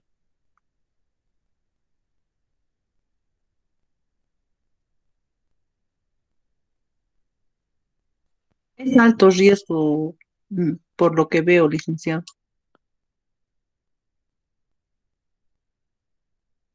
Sí, ¿no? Realmente, en el afán de darle comodidad al cliente por el tema de la pandemia y demás, estamos generando estos productos, ¿no? En el afán también de hacernos competitivos. No se olviden que cuando el riesgo de liquidez está azotando o está merodeando a las entidades, lo que queremos es captar, ¿no? Y si podemos generar una gran cantidad de productos de captaciones, obviamente vamos a estar satisfechos en el cumplimiento de metas, pero ¿qué involucrará realmente? O sea, que yo te puedo abrir una cuenta de ahorro en línea, ¿no? Realmente habría que analizar esto, ¿ya? Ok, seguiremos. Bueno, si continuamos con lo que es el marco para la gestión del riesgo operacional, dice la gestión de riesgo operacional no está aislada. Eso lo hemos redundado bastante al respecto. La gestión de riesgo operacional no es única área que busca la excelencia operacional, dice, ¿no? O perdón, la gerencia de riesgo operacional no es la única área que busca la excelencia operacional. Este objetivo es también activamente perseguido por el área de lavado de activos, seguridad de la información, seguridad física, legal y otras unidades de la entidad. ¿Ya? Ahí, a ver, tocaremos el tema de legal, por ejemplo. En el caso de legal, nosotros sí o sí dependemos del soporte en la elaboración o instrumentación de los créditos, elaboración de contratos. Sí, sí o sí, involucra al departamento legal. Pero en algunas instituciones yo he visto que el contrato de préstamo, por ejemplo, lo puede generar el oficial de crédito. Lo puede generar, ya puede agarrar, meter los datos y saca un contrato. Nosotros hemos tenido un caso en una entidad X en la cual un oficial de crédito, al sentir la presión del cliente buscando la aprobación de la operación, o sea, bueno, sabemos también los que hemos sido oficiales que nos comprometemos y no cumplimos, ¿no? Entonces el cliente va la primera vez buenito, la segunda vez ya más enojado y cada vez el enojo es mayor. Entonces, cuando ya vemos que el cliente va a ser un pere, recién, no, pero ¿de qué se está enojando si su contrato ya está listo, ¿no? Y el oficial agarra e imprime un contrato del sistema, un genérico del sistema, y manda al cliente a hacer un reconocimiento de firmas. Bueno, obviamente el cliente ya ha hecho un reconocimiento de firmas, sabe que su desembolso está en puerta, ¿no? Pero resulta que el contrato es inválido. El contrato no ha sido verificado por la unidad de legal. Y peor aún, el contrato no tiene un sustento en una aprobación de crédito. Entonces ahí tenemos una complicación adicional, ¿no? Solamente el área legal debería manejar los contratos por ciertos montos, porque también entiendo que en el afán de cumplir el tema días de atención por tipo de producto, es que las entidades o imprimen o tienen contratos impresos, ¿no? Contratos impresos, donde solamente llenas el nombre, el monto, el plazo, e inclusive muchos no necesitan reconocimiento de firmas por el monto. Entonces ahí también hay una pequeña deficiencia, ¿no? Que no solamente involucra a lo que es el área de gestión de riesgo operacional, sino al área legal, seguridad física, seguridad de la información, lavado de activos, etcétera, etcétera. El total alineamiento, dice, entre estas unidades es importantísimo en orden de dar un claro mensaje a los gerentes y cubrir todo el espectro del riesgo operacional, ¿no? Porque todo el mundo dice, ay, una actividad más, y un control más, ¿no? O sea, la gente está cansada realmente de tener controles, de tener que llenar bases de eventos de pérdida, etcétera, etcétera. Entonces, hay una resistencia a querer generar una herramienta más increíble, ¿no? O sea, la gente está cansada. Tal vez algunos consejos para implementar, ¿no? El riesgo operacional. Las entidades que no involucran, dice auditoría, en la gestión de riesgo operacional desde el inicio, toman más tiempo en implementar una sólida gestión de riesgo operacional. ¿Por qué razón? Porque la primera unidad de control es el auditor, ¿no? La primera instancia de control es la auditoría interna. Entonces, deberíamos nomás coordinar desde un inicio de la implementación de la gestión de riesgo operacional con la auditoría interna. Deberíamos gestionar. Y más aún, la auditoría interna o externa tiene una base de datos increíble por los eventos que ha tenido la posibilidad de revisar, de verificar, ¿no? O una base importante también son los informes de los auditores internos y de los auditores externos cuando corresponde. Entonces ahí tenemos una cantidad de información increíble, ¿no? Increíble. Y peor, cuando viene el ente regulador también, ¿no? Esas observaciones nos sirven realmente para poder direccionar de mejor manera lo que es la gestión de riesgo operacional. Otro dice, las entidades que han usado las unidades existentes han implementado la gestión de riesgo operacional con menos esfuerzo y menos costo, ¿no? Porque son nuestras unidades las que nos dan la información, son nuestras unidades las que nos dan ese backup, ¿ya? Ok, ¿alguna consulta hasta acá? ¿Alguien tiene alguna consultita? Si todo está ok, continuamos. Este es un ejemplo de alguna estructura, ¿ya? Por ejemplo, acá está la junta directiva. Ellos van a asignar, van a aprobar las directrices y van a asignar recursos. Posterior a este está la unidad de riesgos que va a definir las políticas, reportes, el tema de la cuantificación, ¿no? Ahí vamos a ver las unidades, vamos a ver el tema de las autoevaluaciones, la implementación de cambios, reportes, los reportes que se hacen internamente a la unidad de riesgos. Riesgos va a haber el tema del monitoreo de las autoevaluaciones, el análisis de indicadores, control de planes, reportes. Bueno, no sé, los que no han visto esto antes se están preguntando, ¿no? Por ejemplo, ¿qué son las autoevaluaciones? Se han debido anotar por ahí, ¿no? Que hemos estado repitiendo.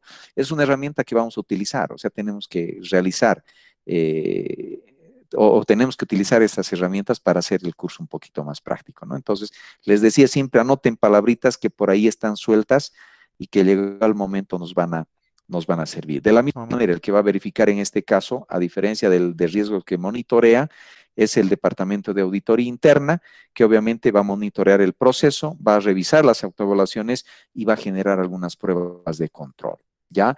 El auditor interno ya es ex post, ¿no? Esa palabra la utilizamos frecuentemente, ¿no? El tema de la gestión de riesgos es ex ante y la auditoría interna ya es ex post, o es una vez que se ha realizado la operación, ¿no? Acá hay otro ejemplo, que bueno, lo vamos a revisar, lo van a revisar también ustedes cuando se les pase las diapositivas. No me parece tan trascendente redundar en esto, pero sí tal vez ultimar con este detalle, ¿no? Hay que estructurar, ¿no? Para la gestión del riesgo operacional tiene que haber una estructura, es una exigencia en realidad en la norma inclusive, pero nuevamente creo que Douglas lo mencionaba, va a depender mucho del tamaño, del tipo de entidad. Dice, en función a la estructura definida para gestionar el riesgo operacional, cada entidad debe definir cuáles son las funciones y responsabilidades que va a realizar cada una de las instancias que componen la estructura, ¿no? Por ejemplo, bueno, nosotros tenemos el Comité de Riesgo Operacional específico, hay una jefatura de riesgo operacional, hay responsables de evaluación de riesgo operacional, está involucrada la alta gerencia, los gerentes de área y los funcionarios de cada uno o participantes de cada una de las áreas, ¿ya? Esto como estructura sugerida. Bueno, En lo que es el ciclo para la gestión de riesgo operacional, hemos mencionado que vamos a identificar estos riesgos y acá hablamos del conjunto de actividades que tienen por objeto identificar riesgos que puedan producir una potencial pérdida. Y acá estaba justamente esta herramienta, ¿no? Estaban las autoevaluaciones y estaba el análisis de nuevos servicios y nuevos productos. Por otro lado, había que medir, ¿no? Y se establecía como el conjunto de actividades que son realizadas con el fin de medir el riesgo asociado a una exposición a pérdidas en particular. Y acá ya hablamos de lo que es la base de datos de pérdidas, ¿no? Una vez que hemos identificado estas, ya podemos medir en esta base de datos de pérdidas. Controlar, decía, en el tercer paso, y lo definía como un conjunto de actividades que se implementan con el fin de disminuir la probabilidad de ocurrencia de un evento en particular, y obviamente era un conjunto de estas dos herramientas, ¿no? Anteriores, autoevaluaciones y la base de datos de pérdidas. Y finalmente estaba el monitoreo, que se establecía como el conjunto de actividades que se implementan con el fin de monitorear los riesgos operacionales más importantes en las áreas. Y ahí hablábamos de los indicadores de alertas. Todo esto, colegas, tenemos que aplicarlo de manera práctica. Obviamente vamos a tomar una entidad modelo para esto, pero sí sobre lo que puedan abundar ustedes o podamos hacer una aplicación en sus entidades, va a ser la oportunidad para que podamos establecer algunos aspectos particulares de acuerdo al tipo de entidad donde se están desarrollando ustedes. ¿Ya? Ok, colegas. No sé si alguien tiene alguna consulta, alguna pregunta. Me gustaría, por favor, que revisemos el material que vamos a ir subiendo a la plataforma y demás. No sé si alguien ha accedido, si hay la posibilidad de revisar el material. No hay ninguna dificultad. ¿Todos han podido o pueden acceder o han intentado acceder a la plataforma, por favor? Ayúdenme. Sí, Ligia, se puede acceder. Todo bien, Liz. Ya, están las primeras presentaciones. Hoy día voy a subir la recopilación de normas respecto a lo que es gestión de riesgo operacional y voy a subir adicionalmente la presentación de hoy. ¿Ya? Como siempre, vamos a volver a trabajar en los grupos. ¿Ya? Voy a volverles a enviar un pequeño trabajo que lo vamos a tener que también presentar en grupo hasta el día de mañana a horas 19. ¿De acuerdo? ¿Han tenido alguna dificultad en el primer trabajo? ¿Alguien? Tal vez no pregunté eso. ¿Tuvieron alguna dificultad, algo que no estuvo claro? Tal vez nos tomamos unos 3 minutitos para absolver eso. ¿Colegas? Le hice un favor. Adelante. Si podríamos ampliar el horario, que sea en la nochecita, por lo menos a las 11. No nos va a dar tiempo para... Ya. Han tenido esa dificultad con el horario. Ya. Entonces haremos algo. Subimos el trabajo hoy, el segundo trabajito grupal subimos. Mañana en la clase tienen la posibilidad de hacer alguna pregunta, alguna consulta y podemos entregarlo hasta las 11 o 12 de la noche del día posterior a la sesión. ¿Les parece, Litsi? ¿De acuerdo? ¿O es que les parece muy poco tiempo? No, creo que no. En grupo podemos dividirnos y demás, entonces va a ser más práctico, más sencillo, ¿no? ¿Están de acuerdo conmigo? Quiero que estén de acuerdo, no quiero ser muy autócrata en esto, pero por favor pronúnciense. Dice, buenas noches. Licenciado, buenas noches. Comentarle que... Creo que en el cronograma indica que mañana no hay clases. Sí, directo sería el lunes. Bueno, así está el cronograma. Ya, al respecto quiero pedirles un favor, ya, pero esto consensuado. El día lunes,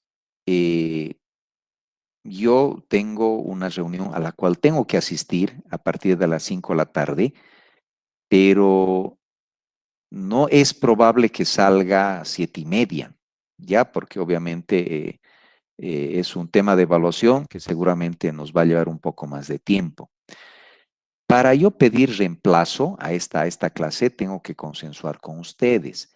Si hay la posibilidad de que mañana podamos pasar normal, pero si no hay la posibilidad, obviamente tendríamos que respetar nomás el cronograma. Ahora, esto lo pongo a consideración de ustedes, por favor.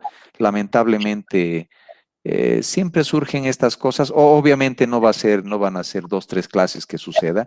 Sucede alguna vez por este tema de la evaluación del mes anterior y demás, pero no sé, les pongo a consideración. No sé si mañana podemos pasar nomás. Buenas noches, por favor, si se podría respetar nomás el horario, debido a que estamos igual con muchos compromisos laborales. Mañana no creo que tampoco mi persona podría participar de la clase. Bueno, perfecto, perfecto entonces. Mantenemos nomás, a ver, el cronograma que yo tengo, permítame un segundito, lo estoy abriendo. Es el mismo cronograma que ustedes tienen. Ups, perdón.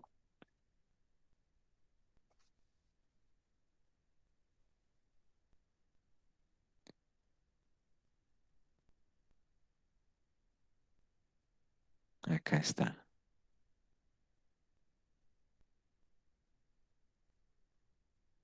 Sí, directamente el 8. Ya, perfectamente. Entonces, el trabajo,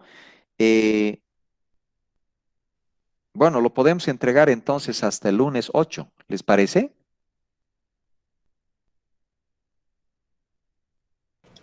Sí, Liz, estaría bien, gracias. Ya, perfecto. Entonces, vamos a mantener entonces la clase del lunes 8, el martes 9, luego tenemos el miércoles 10, el jueves 11 y nos vemos finalmente el miércoles 17. Sí, ese es el cronograma. Entonces lo vamos a mantener. Yo ya voy a ver cómo hago con el lunes. No tengan pena, pero sí era prudente preguntar, ¿no? Para que no haya ninguna dificultad. Listo. Disculpe, Bueno, licenciado. adelante. El trabajo que nos va a mandar, ¿tendríamos que subir a la plataforma o a su número privado? No, seguimos nomás mandándolo al WhatsApp. Es más práctico para mí. Ya está bien, gracias, licenciado. Ya, perfecto. ¿Alguien más tiene alguna consulta, alguna pregunta? Finalizando. Ya, como hoy día vamos a subir la norma, adicionalmente, todos los colegas que no estamos en el área, ya, o estamos en crédito o todavía no estamos en banca, tenemos que revisar la norma que vamos a subir. Extenso, por favor, denle una lecturita extenso. Extenso. Quiere decir que tienen que leer de la A a la Z. ¿Sí? Por favor, hoy día vamos a subir la normativa, pero esa norma la tienen que revisar más los colegas que no están en el área o que no han visto nunca la gestión de este riesgo, tienen que revisarlo extenso. ¿Estamos de acuerdo? Sí, licenciado. Ya, muchas gracias. Y siempre subrayen, anoten lo que haya en duda, porque no quiero ser irresponsable y decir simplemente revisen, ¿no? No, sino como no nos va a dar el tiempo para revisarlo extenso en la clase, ¿ya? Prefiero que más bien en la clase podamos absolver las dudas que surjan a partir de esa lectura. ¿De acuerdo? Sí, licenciado, está bien. Ok, colegas. Entonces nos vamos a tomar estos minutitos de manera de que yo les envíe a los responsables de grupo que ya los tengo identificados, les vuelva a mandar el trabajo y ustedes en estos 10 minutos que restan se organizan para obviamente enviar las respuestas hasta la siguiente sesión. ¿Ya? Bueno, muchas gracias, les agradezco por hoy y bueno, siempre prestos a absolver dudas. Siéntanse en la libertad de mandar un mensajito o de anotar algo o mandarlo inbox, no, yo no tengo problema, pero sí, por favor, aprovecharemos el curso, que obviamente no es muy extenso. ¿Ya? Ok, nos vemos entonces el día lunes. Adelante, Liz. En todo Adelante. caso, tal vez podríamos consultar, reponer la clase de lunes para el día sábado. Licicita, Hemos tenido otros grupos o usted no va a poder. haremos algo. No les complicaré. El problema es que si hay una colega que no va a poder, entonces vamos a ir un poquito en desmedro de esa colega o de ese colega. Entonces vamos a mantener nomás el cronograma. Ya yo el lunes voy a solucionar, no tengo problema, ¿ya? Pero mantenemos nomás las clases de tal manera de que como ustedes también ya han establecido sus actividades, no se pueda mover Litsi, ¿ya? Ok, Liz. Bueno, muy buenas noches a todos. Buen fin de semana. Nos vemos el día lunes y presto a responder las consultas que ustedes tengan. Muy buenas noches a todos. Buenas Chao, noches. Buenas noches. Gracias. Buenas noches. chao, nos vemos. Buenas noches, licenciado. Buenas noches.